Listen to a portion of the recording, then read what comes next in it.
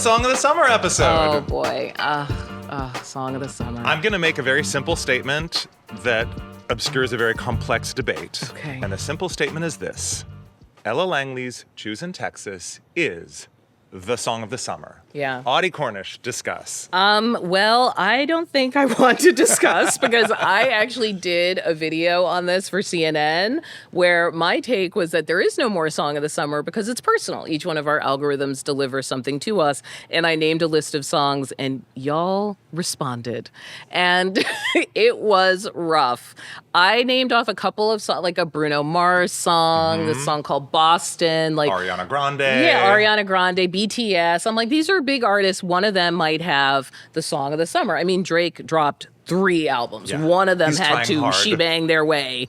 No. First of all, a bunch of black people came up in the mentions and said, the Song of the Summer goes to Young Miami with Spend That.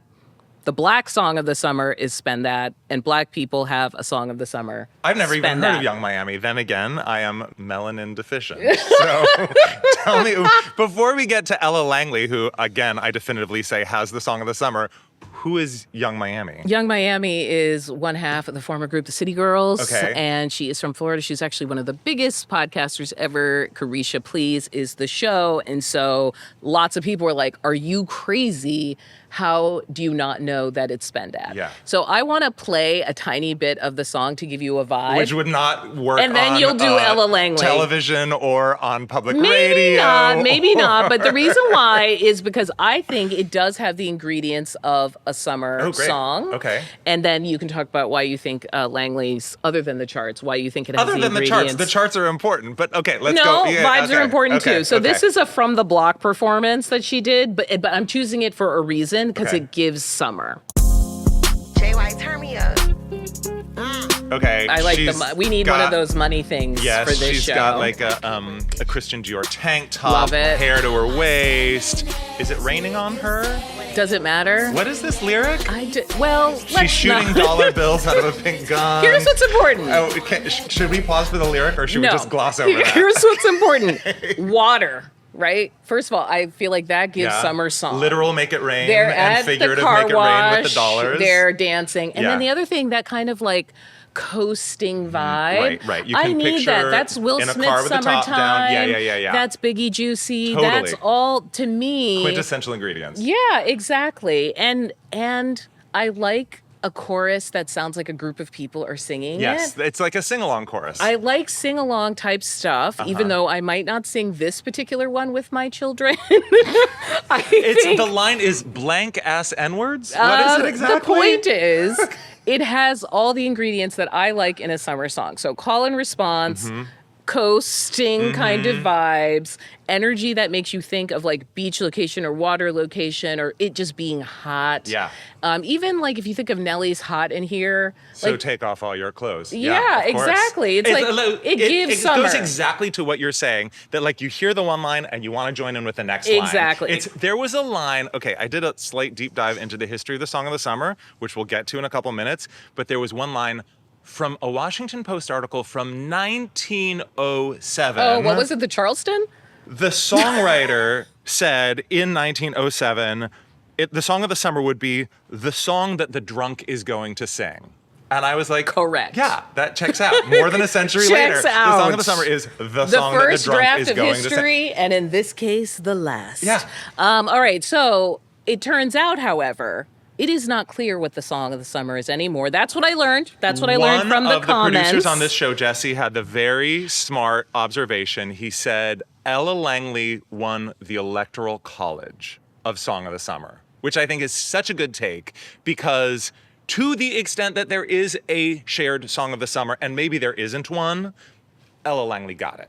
She is, as of now, 16 weeks #1 on the Billboard Hot 100 charts.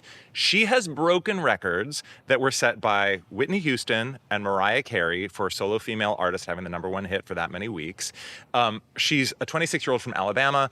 The song Choosin' Texas, co-written with Miranda Lambert, is pure country. We're not talking about like Lil Nas X, Old Town Road doing a country-ish thing. Which is pure country, or Post but Malone continue. with Morgan Wallen doing a kind of like country pop crossover. This is capital C country. Let's just take a quick listen. She's from Texas, I can tell by the way he's two-stepping round the room. Okay, so unlike other country songs that have been at the top of the Billboard charts, which are sort of like pop country or tongue-in-cheek country, this is like pure country music, singing about heartbreak. In the video, she's like drinking a whiskey while a couple two steps behind her. And like, I think Billboard nailed it when they said this song is irresistible rather than explosive. To me, it feels like a background song that is incredibly well written, well structured, but also not like, ooh, what is that? I should warn, I am a Miranda Lambert super fan. So Okay. for me... Well, how do you feel about this song? Oh, I can hear her in this song. I can hear that sort of like wronged woman. I can hear that like person on the other side of a bad relationship. All the Yeah. things I love about her music. And like, she is a pro. You know what I mean? Oh, She is yeah. not like, hey, I'm just a country singer. Like, that's not a thing. This is Yeah. a huge business.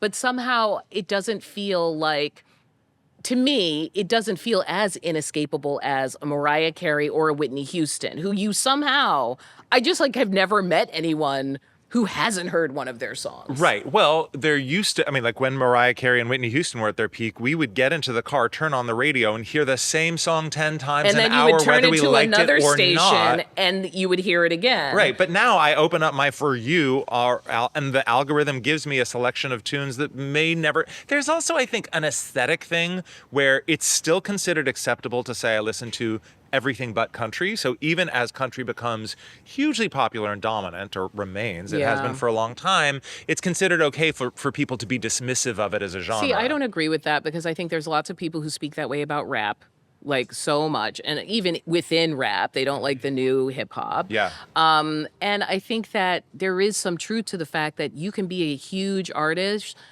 now and still be niche. Yeah. You could be enormous and a bunch of people have not heard you at all. One of the things I heard from people when I talked about Song of the Summer and what makes one and what doesn't is, number one, they really felt like maybe they were free from the tyranny of radio programmers, which we grew up with, right? Like they Right. decided there was a song that was a hit and everyone listened to, and it then became a song that was everywhere. Inescapable. Yes. And that's, to me, feels different from this. Lots of people are saying, no, this song is everywhere. And I'm like, no. Whitney Houston's I Will Always Love You was everywhere. Like, there's a difference between you're seeing this on your timeline and like maybe among your friends than the ubiquity that was the tyranny of radio. There's definitely something sad about no longer having a shared reality, but I don't think there's something sad about no longer being ruled by one Yes. song for 3 months nonstop. And this is a real thing. Like, just to give you a few headlines, in 2016, the Washington Post said, there is no Song of the Summer. Same year, Vulture said, the Song of the Summer is dead. 2018, Rolling Stone said, there was no Song of the Summer this year, and there won't ever be again. So clearly we're identifying something that others have observed as well. Yes, I was told this post is 3 years too late. We stopped having Song of the Summer a while ago. Let me tell you, y'all roasted me in these comments, all right? I was People were actually- not interested. I was very curious about the history of the Song of the Summer because we all know that like the Hollywood blockbuster, the summer tentpole movie started with Jaws in 1975. And I wondered, did the Song of the Summer start in the same way? And what I found out was that actually no, it goes back way, way, way farther. Even before people had recordings of music, they would buy sheet music. And there would be certain And they'd songs perform, yeah. that would sell millions and millions of copies of the sheet What music. year was this? I'm curious. 1902, the Song of the Summer was called In the Good Old Summertime. Do you want to hear it?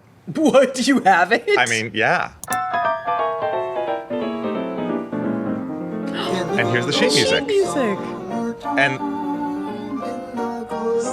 summertime. And you can imagine like everybody gathering around. So, okay, so Song of the Summer. Can we keep playing it? It actually sounds like a hymn, Oh, yeah. which feels like, oh, it says it's a waltz. In the good old summertime. In the good old summertime. The coasting though. Uh-huh, yeah. So 1902, Good Old Summertime was Song of the Summer. 1906, it was The Coney Island Girl. Billboard starts its charts in 1940, but the real Song of the Summer concept that, as we think of it, didn't really start until the post-World War II period.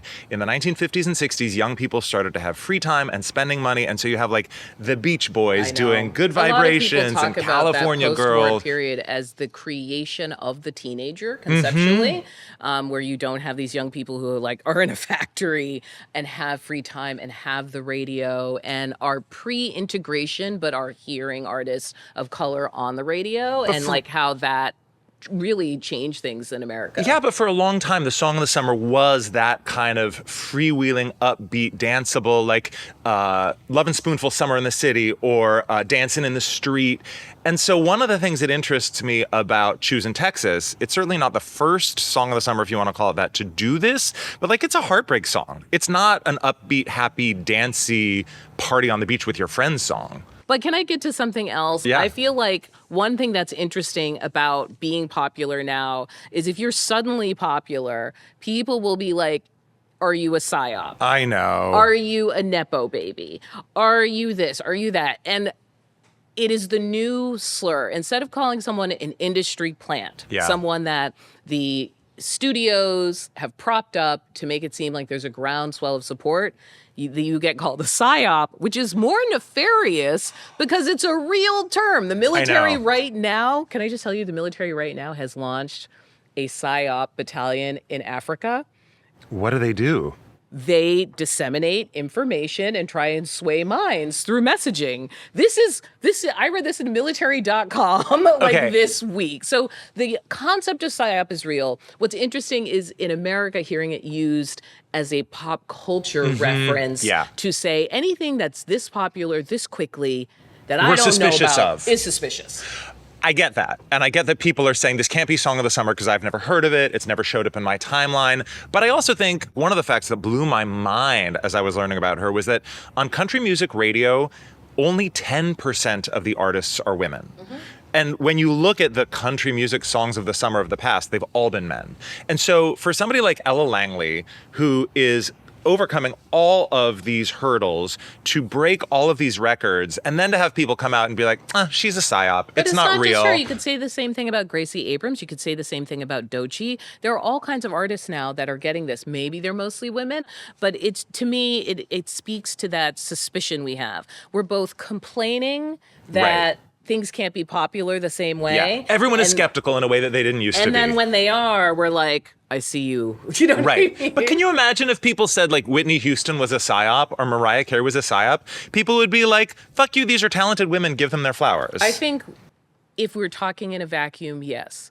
But still, because we can't have nice things, everything is political. Yeah. And this hunting of people's political ideology. Oh, we haven't even gotten into the is she MAGA or is she not MAGA debate. Yeah, and even the idea of calling someone MAGA.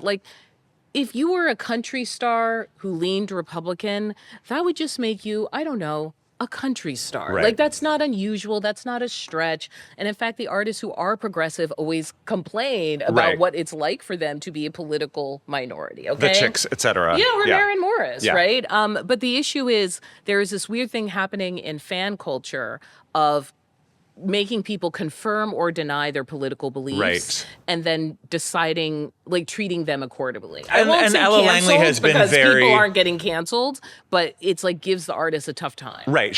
I don't want to say she's been coy about it, but she doesn't talk about her politics. Which didn't used to be coy. That just was used being to be a the pop way, star, right. you know, absolutely. Yeah. Can I ask what your, and I want to be specific about this, your personal Song of the Summer is, meaning not your community, your world, your observation, but rather, if I looked at what song have you played more than any other since Memorial Day? And don't say Baby Shark. I know you have 2 young children, but if you name a Raffi song, I will get up and leave this bookstore. No. Oh, I don't think of it that way. I know that I do feel like Will Smith's Summertime is the summertime. I'm talking about this summer. The last 2 months, what song have you played more than any other song? Well, oddly, the stuff I've been playing this summer falls into the category of sad boy stuff. We talked about pop girlies being sad. Yeah. I'm playing a lot of James Blake, Trying Times. You love James Blake. I love this album. What if I'm going to find one song off that album and hit it on my way home from here? What is it? The very first song is called Walkout Music. And it also has depressing lyrics. Depressing slash Look, uplifting Song of the Summer lyrics. can now be depressing. This is what we've learned from Ella Langley. There's also been some research that says music that's like in a minor key, there's certain chords that we generationally might associate as sad are not Interesting. heard the same way within like Gen Z Yeah. and alpha culture. And that does make sense when you think especially like about hip hop and even if you listen to the chords under that Young Miami song, it's not like chirpy Yeah, high. it's not You know Beach what Boys. It's not. It's I don't know, that sort of post trap. Okay, so kind of James vibe. Blake, Walkout Music, is that what it's called? That's the first song. I think it's Okay. called Walkout Song. Okay. If I'm going to just like by the numbers, what song have I played more than any other this summer? My friend has a theory that Song of the Summer for the straights is the Song of the Spring for the gays because the gays are like early to the trend and dancing to the track in June that other people pick up on in July and August. In fairness, a lot of songs of the summer, when I went and looked them up, are released in March. Yeah, I mean, Choosing Texas was released in October. Yeah, okay, well, that's a long lead time. The album that I've been listening to more than any other, and I have name checked it on the show before, is Ray.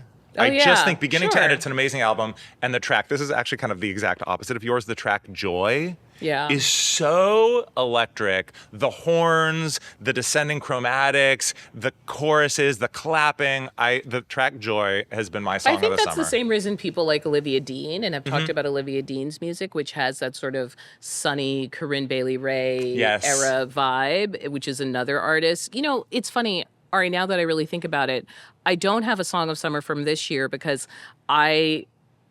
summer songs are about, in my mind, nostalgia and connecting to Yeah. this moment that you felt, I end up kind of going back to the ones I grew up with Absolutely. rather than seeking out new ones, like right? what, Will Smith Summertime? Yeah, because I want to be there, Yeah, right? I want to yeah. like be in that mindset I actually don't want to be in today, which is like not any shade on any artists out today, but I I mean, it's- find because listen, I'm bringing up James Blake. The album is called Trying Times, right? Like We live in trying yeah, times. exactly. But I don't Yeah. want to be in trying times. Like I Yeah. want to be in another time. Yeah. Can I add one postscript about the Song of the Summer? Sure. And it returns to the question of, is this a psyop or is it not? What do the words boy throb mean to you? Okay. Before we go into an adult content I didn't make the joke. rabbit hole. I didn't make the joke. Let me explain. Boy Throb is a boy band consisting of 4 members, one of whom is stuck in India because he could not get a visa because the government said Boy Throb was an internet joke and a meme rather than Right. an actual boy band. So the people who actually fund and make psyops thought this was a psyop, basically, and didn't sign on to this it. boy band is having real concerts where 3 of them appear in person and 1 appears on a Zoom screen. Okay. And they sell T-shirts at their shows that say, not satire and Boy Throb is real. And these shows sell out. Everyone is in on the joke. And there are these, like 2 of them were failed auditioners for American Idol. And they wear these pink velour tracksuits because they said they chose those outfits because they wanted people scrolling to stop and be like, wait, what is this? The name Boy Throb was chosen by their fans. Everything about this sounds fake.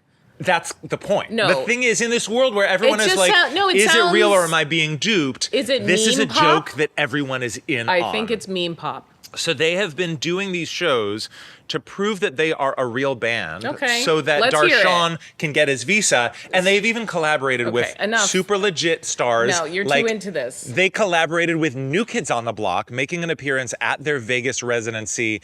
And Okay. they recorded a track I'll allow with it. none other than Kesha. I used to want the DJ to turn it up, but I've lived, I've learned, and I met Boy Throb. DJ, turn it down, down, down, down, down, down, down. This club is way too loud, loud, loud, loud, loud, loud, loud.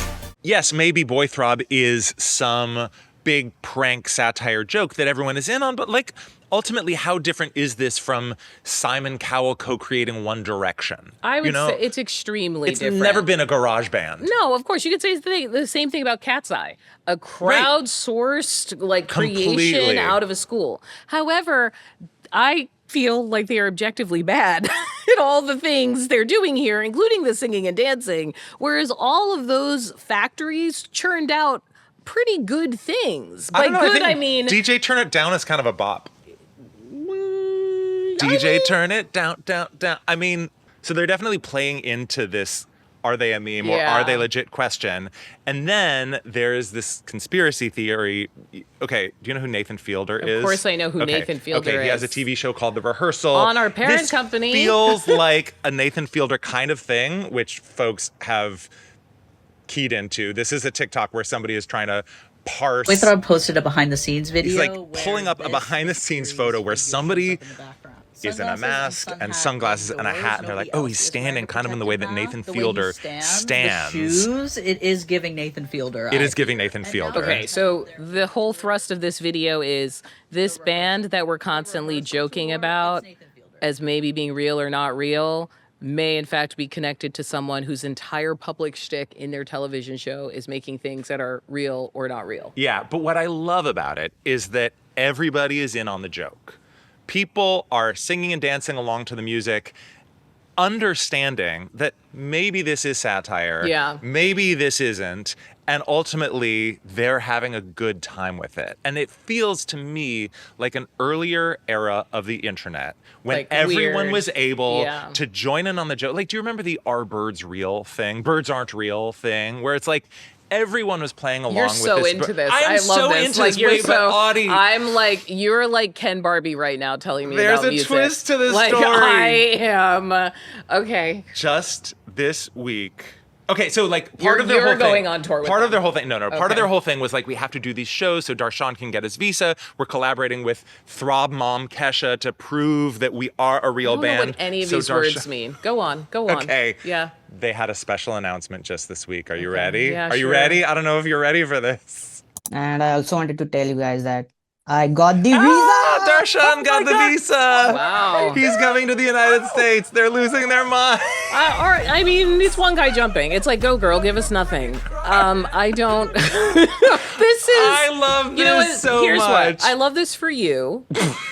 You like it, I love it, because it's like capital C, like cheerful Corny. content. Capital C, corny, cheerful content. I was trying to be kind. It is Yeah. content for people who want to be cheerful, because, like I said, you don't want to have trying times. Right, I listen to Joy, you listen to Trying Times. And I think it's the perfect moment for this, because right now, you talked about residency. The Backstreet Boys are clearing into their 40th plus dates, Vegas residency at the Sphere. Like, this thing started at 15 dates, and now I think they're making $500 million. And we're at the height, in a way, maybe because of the Grammy controversy, with K-pop and K-pop Yeah, boy bands. yeah. So the idea of this, like, the boy band conceptually is ripe Yes. for a moment of like parody and satire and fun.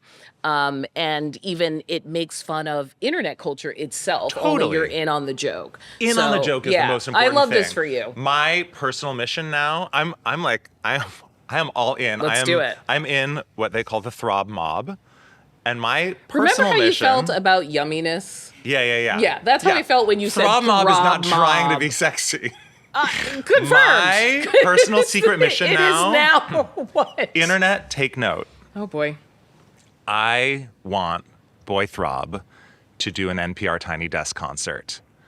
And I am working to make it happen. I was about to say, don't you know anyone And if over it there? I have sent a text or two, and if Boy Throb appears at the Tiny Desk, you can bet I will be in the audience doing Yelling the choreo throb. with them.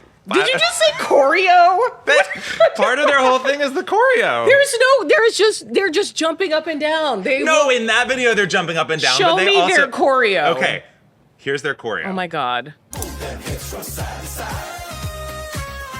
Move those hips from side to side. Look how bad that is. I didn't say it's good choreo. No, I'm Part just saying of the even no. whole Let me stop you shtick. there. Counterpoint. Meg Stalter, the actress from Hacks, Yeah, is yeah. also I'm doing familiar. a parody Yeah, music exactly, thing. totally. And guess what? There's actual choreo. She's leaning all the way in. This is the most low budget man ish, Yeah. as Young Miami would say, I have ever seen. Great. They are literally just like that. Like what?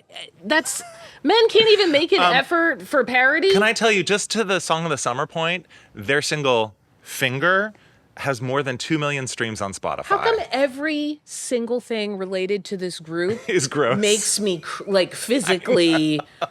I can't not. Corny, cheerful, content, cringe. I love all those words. All of the C words. No, but then the other words you said, everything else, I'm like, Finger, throb. Yeah. What are you doing? Throb mom, throb No, mob. no, it's all right. Kesha, I'll catch you after this phase.